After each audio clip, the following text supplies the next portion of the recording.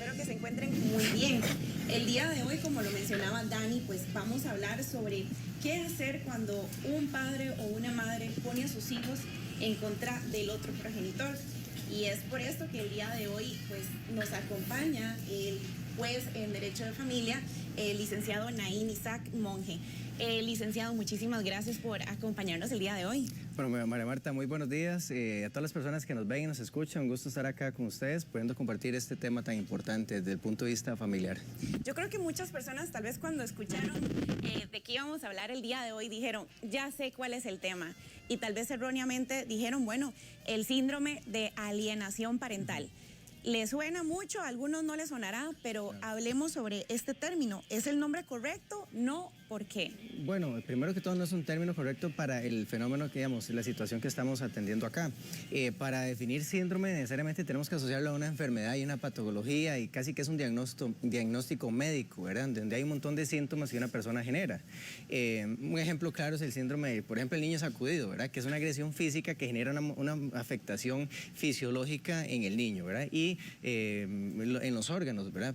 Pero cuando hablamos del tema del comportamiento del niño respecto a un progenitor no custodio, estamos hablando de una opinión de la persona menor de edad, estamos hablando de una alteración de su opinión y evidentemente eso, al igual que una agresión física, una agresión psicológica, una agresión patrimonial, como por ejemplo negarle los alimentos, es un tipo de agresión hacia la persona menor de edad. Y desde el punto de vista del derecho de familia hay que tener importante esto, es un abuso de la función parental. Es decir, Entonces, cuando, aquí hay un cuando concepto los papás o mamás abusan en su función de padres. Exactamente. Aquí hablamos un concepto y los padres y las madres que nos escuchan tienen que tener muy claro que desde el punto de vista que ellos, desde el momento en que ellos generan la posibilidad de procrear y lo hacen, están ejerciendo algo que se llama la función parental. La persona menor de edad nace y la función parental significa representar al niño, administrar su patrimonio, darle crianza, darle educación, darle cuidado, darle alimento. O sea, todos estos elementos que están acá son propios de la función parental. Si un padre no le da alimentos al niño, está abusando de la función parental por incumplimiento del deber alimentario. Si un padre no deja o una madre no deja ver al niño con su padre no custodio, está ejerciendo un abuso de la función parental.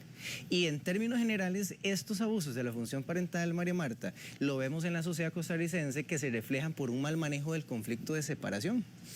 Entonces, lo que muchas personas le mal llaman alienación parental, entonces se llama abuso de función parental. Abuso por acción o por omisión, ¿verdad? En ese sentido. O conflictos en el tema de la autoridad parental. Exactamente. Ok, perfecto, para tomar nota entonces de que este término pues no se usa y los jueces de familia tampoco lo utilizan en los tribunales. Naín, hay muchísimas personas que dicen, bueno, es que son más mujeres las que pues abusan de la autoridad parental con sus hijos y los ponen en contra de los padres. ¿Esto tiene que ver con un tema de género? Ok, por la conformación de la familia en Costa Rica, uno podría decir, mira, que se da más casos en el caso de la mujer, ¿verdad? Pero también se da un montón de casos por parte del hombre. Judicialmente, ¿qué vemos? Los obstáculos que generan la madre que tiene la custodia respecto a que el padre tenga contacto con su hijo. Pero desde un punto de vista legal, hoy por hoy ambos padres tienen la posibilidad de ejercer la custodia, ¿verdad? Entonces, hoy esto jurídicamente ha cambiado, aunque no en el fenómeno sociológico. Todavía estamos asociados a una maternidad y a una paternidad en relación al patriarcado, en donde la mujer casi que por regla general históricamente había ejercido la custodia de los hijos y el padre era el que salía a trabajar o se iba fuera del hogar y solo tenía el sistema de comunicación y contacto. Entonces, hoy eso ha ido cambiando poco a poco, pero sí tenemos muchos casos en donde es la madre la que está en contacto diario con el niño. Pero ojo con esto, judicialmente no solo llegan casos de que la madre obstaculiza las visitas, sino que llega casos en donde también el padre genera un abuso de esta función parental y, por ejemplo, el fin de semana que le correspondió estar con su hijo, le dijo un montón de cosas, se lo llevó al PAN y se lo llevó a violencia doméstica y en cuestión de unas horas cambió el tema de la custodia, ¿verdad? Y el problema con esto es, y lo que nos preocupa, y lo que debería preocupar el sistema de justicia es que los jueces y las juezas no deben necesariamente tener claro cuál es la opinión del niño. O sea, cuando uno no tiene clara cuál es la opinión del niño, se puede malversar un poco la decisión que toma el juez. ¿En qué sentido? Si el niño llegó a la entrevista en un proceso judicial y dijo, no quiero ver a mi papá, o quiero vivir con mi papá y no quiero vivir con mi familia, si el juez toma esa opinión de la persona menor de edad como vinculante para su decisión, estamos mal. Y el Tribunal de Familia ha sido muy claro y precisamente hay un montón de votos porque es nuestro tribunal que genera como una línea acerca de cómo legalmente se deben resolver estos asuntos. La opinión de la persona menor de edad en un proceso de estos nunca va a ser vinculante a lo que resuelva el juez. Porque si el niño opina en contra de sus propios intereses, obviamente el juez va a resolver lo que a su mejor interés convenga en ese caso concreto. Sin embargo, me parece muy importante hacer un énfasis en que, porque las personas tienen un mito en este tema y es que a los niños se les escucha a partir de los 12 años y no es así, se les escucha a partir de que ya puedan hablar y pues expresar sus emociones. Claro, y demás. por supuesto. Hay que tener algo muy claro. A nosotros nos regulan convenios internacionales. Por ejemplo, la Convención sobre los Derechos del Niño habla muy claro el derecho, el interés superior del niño a proteger sus mejores intereses en los procesos, pero principalmente el derecho del niño a participar y a opinar.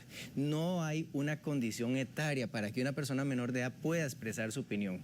Y hay que tener algo muy claro. El niño, niña, adolescente expresa su opinión no solo a través del lenguaje verbal. O sea, yo no solo lo escucho y me siento a conversar con él en la entrevista, sino que también observo su comportamiento, observo a través de, por ejemplo, unas visitas supervisadas, en aquel caso en donde la madre no quiere que el papá vea al niño, porque dice que hay situaciones de riesgo, hay situaciones de abuso, hay situaciones, un montón de situaciones ahí riesgosas.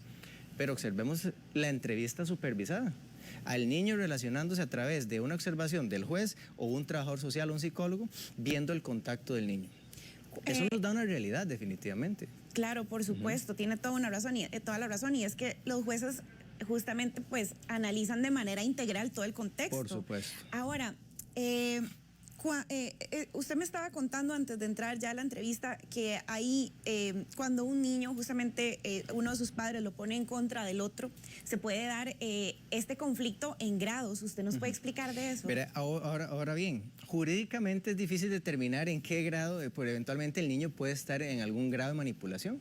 Sin embargo, es la pericia. En estos procesos siempre es fundamental. Judicialmente estamos hablando de que la pericia nos va a dar una visión integral, holística, acerca de un comportamiento humano, como respecto a, por ejemplo, el rechazo que tiene el niño a un padre o una madre. La pericia, ¿verdad? Estamos hablando, por ejemplo, de un experto que vaya a analizar el comportamiento de ese menor de edad. Un psicólogo, un trabajador social que determine una dinámica individual o familiar para poder identificar un determinado comportamiento o una determinada actuación, ¿verdad? Jurídicamente nosotros no lo podemos identificar porque nosotros somos operadores jurídicos. Sin embargo, ahí es importante. El niño llegó a la entrevista y dijo, no quiero ver a mi papá. Por el momento no tengo buena relación con mi papá, no estoy preparado.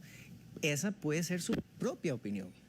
Eso no lo va a identificar un juez o una jueza así linealmente.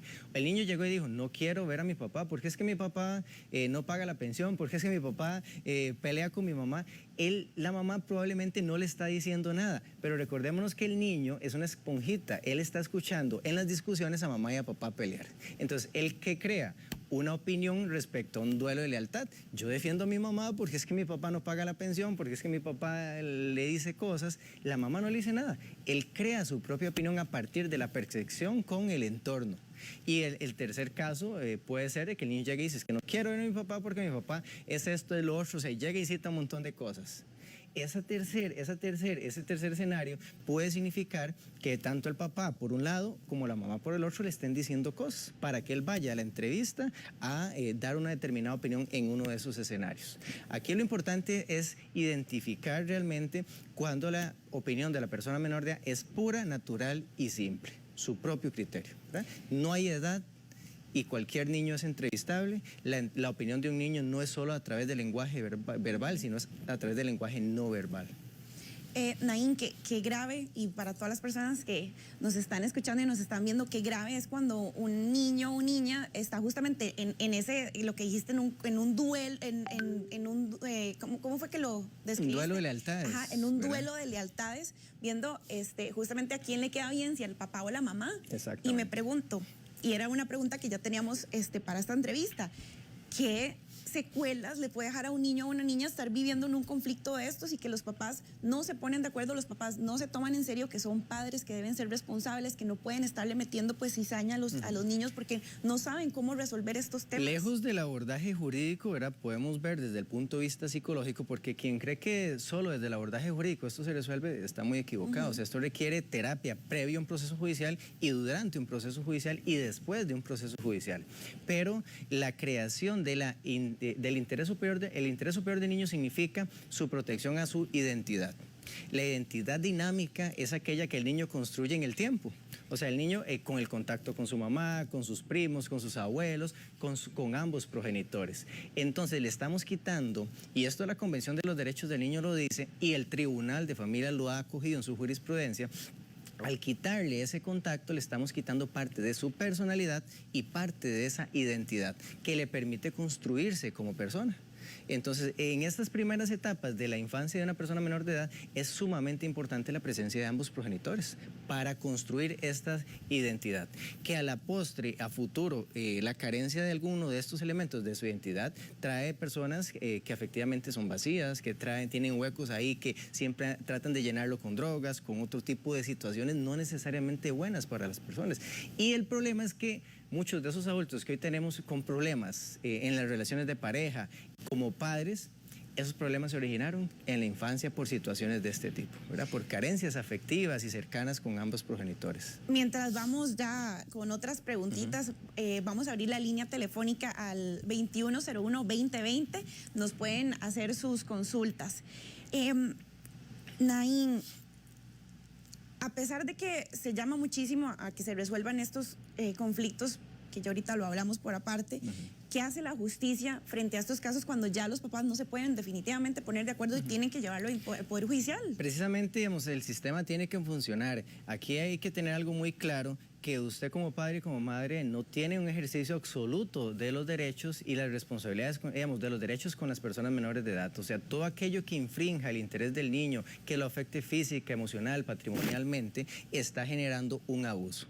Y ante por ejemplo, ante la imposibilidad de poder resolver el conflicto dentro del propio hogar o, digamos, extrajudicialmente, es la vía judicial la más idónea para poner un límite al ejercicio abusivo de los derechos de la función parental. Porque aquí lo que estamos viendo es un ejercicio abusivo, ¿verdad? Aquel padre que le dice al niño un montón de cosas de la mamá es un ejercicio abusivo de los atributos de la función parental. La vía judicial siempre a través de los juzgados de familia o de niñez y adolescencia es la más idónea, porque aquí se generan situaciones que son insalvables desde el punto de vista de los padres. Por ejemplo, el caso típico, se denunció al papá por abuso sexual en la fiscalía. Entonces es un factor importante y con ese elemento de prueba se va a un proceso judicial para decir, mira, es que el papá, yo no dejo que el niño tenga relación con el papá porque hay una denuncia de abuso sexual.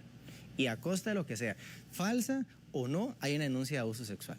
Y entonces la persona juzgadora dice, ¿qué hago ahora? O sea, el contacto del niño puede ser un riesgo con una persona que ha sido denunciada con abuso sexual. Y es un fenómeno. Pasó en muchos años que habían procesos de visitas y inmediatamente denuncia de abuso sexual. Entonces, ¿qué dice el Tribunal de Familia? Ok, hay abuso sexual, está bien. Está en una etapa de investigación, también no se ha determinado nada. Ahí cobija el principio de inocencia. Pero aún así le permiten que vea al menor de edad. Entonces, el tribunal dice... Perdón, tenemos una llamadita de don Michael de Alajuela. Don Michael, adelante, cuéntenos. Aló, buenas. Hola, buenos días, don Michael. Buenas, aló. Sí, le escuchamos. Muy bien, ¿y usted? Díganos, don Michael. Era para hacer una consultita al licenciado. Es Adelante. que yo, bueno, para llevarla así en orden, mi hijo ya cumplió 19 años, él no estudiaba. Entonces, en el momento que él se dio cuenta que se le iba a quitar la pensión porque no estudiaba, se metió a estudiar.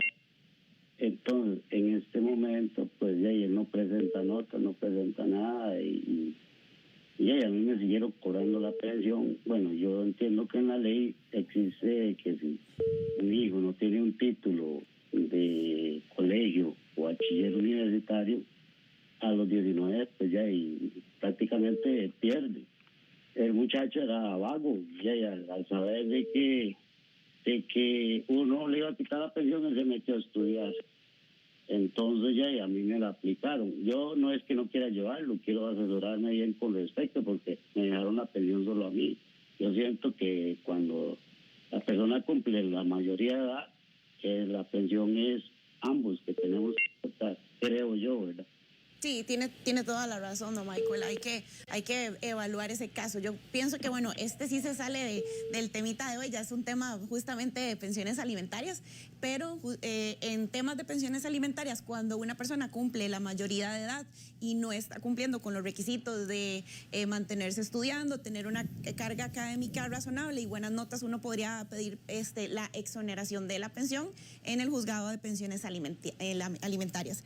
Bueno, siguiendo con este tema de los padres que ponen a sus hijos en contra de los otros, el PANI, ¿qué papel juega en esto? Pero aquí hay un papel importante, la vía judicial, la vía administrativa y la vía desde la terapia, ¿verdad? Pero como a veces es difícil acudir a algo tan importante en todo ser humano como la terapia para entender su propio comportamiento, necesariamente aquel padre que está generando este abuso de la función parental puede ser denunciado ante el Patronato Nacional de la Infancia para que se inicie un proceso de protección, ¿verdad? Y se garanticen algunas medidas administrativas. Y estas medidas están en el Código de Niñez y Adolescencia. Una escuela para padres, una terapia, unas visitas supervisadas a nivel administrativo, ¿verdad? Y hay que tener algo muy claro, que ante situaciones ya muy gravosas, si al padre o a la madre, si al padre hay que suspender las visitas, se les va a suspender sin ningún reparo, ¿verdad? Pero tiene que haber una excepcionalidad determinada y acreditada. Y si evidentemente hay situaciones de riesgo del padre que tiene la custodia, pues se le va a tener que cambiar la custodia. Pero yo a lo que iba con eso es, ya sea indistintamente de la vía administrativa, que es el PANI, o la vía judicial, ¿verdad? El PANI es la vía más idónea, pero la gente opta por la vía judicial. Indistintamente de cualquiera de las vías, aquí lo importante es derribar aquellas barreras y obstáculos que no tienen justificación. Ahora tenemos una llamada de una persona anónima que nos quiere comentar su caso. Adelante.